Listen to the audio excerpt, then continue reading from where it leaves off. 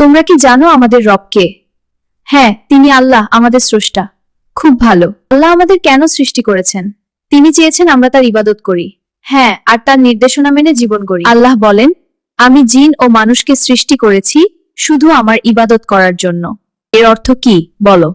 আল্লাহ আমাদের সৃষ্টি করেছেন যেন আমরা আল্লাহকে চিনতে পারি। আকাশ, পৃথিবী, প্রকৃতি এসব দেখে মানুষ যেন বুঝতে পারে যে একজন মহান সৃষ্টিকর্তা আছেন। এই দুনিয়া একটি পরীক্ষা।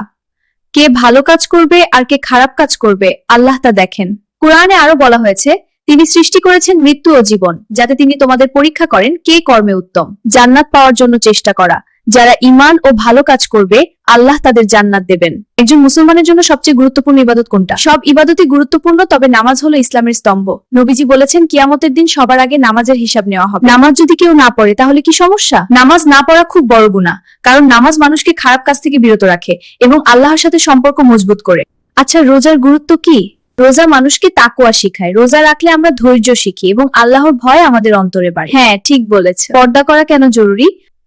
পর্দা হলো আল্লাহর নির্দেশ। এটি মানুষকে পাপ থেকে বাঁচায় এবং সমাজকে পবিত্র রাখে। যদি কেউ নামাজ, রোজা ও পর্দা ঠিকভাবে পালন করে তাহলে কি লাভ? তাহলে আল্লাহ তার উপর সন্তুষ্ট হন এবং ইনশাআল্লাহ আখিরাতে জান্নাতের আশা করা যায়। আসুন আমরা সবাই নামাজ, রোজা ও পর্দা ঠিকভাবে পালন করার চেষ্টা করি। ভিডিওটি ভালো লাগলে শেয়ার করুন যাতে অন্যরা উপকৃত হয়।